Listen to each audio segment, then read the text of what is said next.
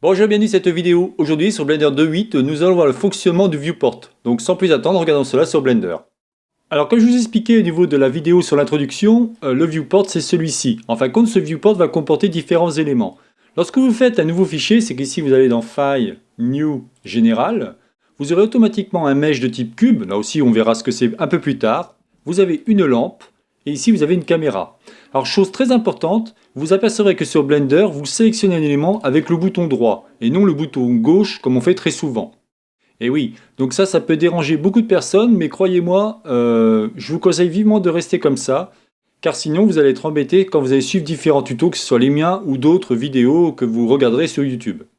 Pour ceux vraiment qui voudraient malgré tout avoir une sélection différente, je vais vous montrer comment faire. Donc il suffira d'aller dans Edit, dans User Preferences, et ensuite ici, vous allez dans l'onglet Input, et là vous avez Select With, donc Left ou Right. Donc si vous mettez Left, vous aurez donc la sélection avec le bouton gauche. Moi je ne le ferai pas parce que sinon je serais complètement perdu par rapport aux autres vidéos que je regarde, évidemment, histoire de continuer à me perfectionner. Donc ici on peut voir qu'au niveau du viewport, on a différents éléments intéressants. On a ici donc les vues, qu'on a vu la dernière fois dans une vidéo. On va pouvoir sélectionner notre objet, mais ça on verra ça un peu plus tard, ça fera partie d'une autre vidéo. Ici, vous pourrez ajouter différents éléments, soit un mesh, un curve, surface, une lampe, enfin je ne sais quoi d'autre. Là aussi, on verra ça tranquillement. Et l'objet ici, c'est ce qui va nous permettre en fin de compte de transformer notre objet. Il faut savoir que Blender, en fin de compte, nous permet d'accéder à différentes options, soit par des boutons, soit par des touches raccourcies, et ainsi de suite. En fin de compte, vous avez 2-3 fois les mêmes commandes, mais qui sont de 3 façons différentes pour y accéder.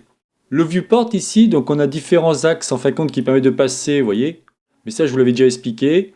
On peut naviguer à cet endroit-là. Là, ça va compte, c'est pour les gens qui vraiment ne connaissent pas Blender et entre guillemets pour les amadoués. Ici, vous avez donc différents axes. Vous avez l'axe X, l'axe Y et l'axe Z. En fin de compte, c'est celui qui est en bleu. C'est ce qu'on voit ici. C'est ce qu'on appelle l'axe de profondeur. Ou tout simplement, on pourrait dire aussi la hauteur. Dans ce viewport, on va trouver 4 boutons intéressants. On va trouver celui-ci qui va passer du mode perspective à orthogonale. Ici, vous aurez la vue caméra. Ici, vous aurez le pan, on va dire, au niveau de la sélection de votre vue. Alors, c'est pas la caméra que vous bougez, hein, attention. Et ici, vous aurez un zoom. Là aussi, ce n'est pas la caméra. Chaque fois que vous sélectionnez un objet, celui-ci est répercuté ou montré au niveau de votre outliner. Là aussi, je vous expliquerai une vidéo comment celui-ci fonctionne.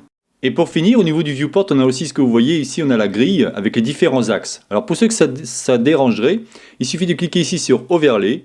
Et là, vous avez en fin de compte, vous voyez, c'est marqué guide. Et vous pouvez désactiver la grille, tout simplement, ou désactiver les axes X, Y, Z.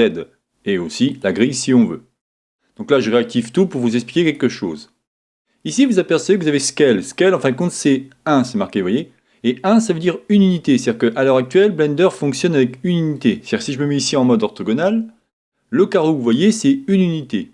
Si par contre, je zoome bien, vous allez voir plein de petits carrés. Dans les petits carrés, vous en avez 10. Donc 10 subdivisions. Si je reviens ici, on voit bien ici que j'ai 10 subdivisions. Alors, pour savoir votre Blender en quelle unité vous travaillez, il faut aller voir ici. En fin de compte, vous avez un petit icône qui s'appelle Scène. Et dans la scène, au niveau de l'onglet Units, vous avez ici Unit System Metric. Et là, vous allez pouvoir mettre du métrique ou de l'impérial. C'est-à-dire que soit vous mettez une valeur. C'est-à-dire qu'ici, vous mettrez soit une valeur européenne, soit une valeur, par exemple, anglo-saxonne ou alors US. Enfin bon, c'est pour ça que c'est impérial. Simplement, ça va être le inch, le pound et ainsi de suite. Ce qui est très intéressant, c'est qu'ici, vous allez pouvoir définir, vous voyez, on a 1 mètre. Mais si vous voulez mettre, mettons, en centimètres ou en millimètres, il faudra mettre 0,0 quelque chose. Là, c'est tout simplement une conversion à faire. Dernier point très intéressant aussi, qui est tout nouveau dans Blender 2.8, c'est celui-ci. Ici, vous avez Measure. Measure, en fin de compte, va permettre de tout simplement mesurer.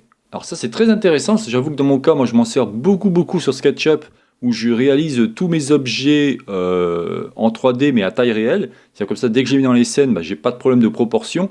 Sur Blender, j'avoue que je rencontre pas mal de problèmes à ce niveau-là. Donc quoi qu'il en soit, ici, si vous cliquez, vous voyez, je prends l'outil, je clique,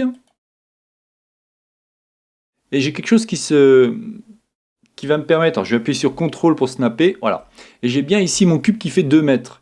En fin de compte, c'est le cube que vous avez par défaut. Donc déjà, ça va vous permettre de pouvoir, lorsque vous allez commencer à créer vos objets, de pouvoir mesurer vos objets. Dire, voilà, moi je voudrais, mettons mon objet, il fasse 30 cm sur 20 cm.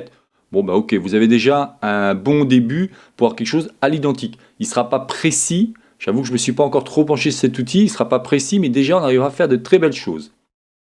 Voilà, c'est donc la chaîne Savoir pour tous, réalisée par Jean-Michel. Si vous avez aimé cette vidéo, n'oubliez pas de liker ou tout simplement vous abonner à ma chaîne. N'hésitez pas à me faire des remarques, je me ferai un plaisir de vous répondre. Je vous souhaite une bonne journée et à la prochaine vidéo. Bye bye.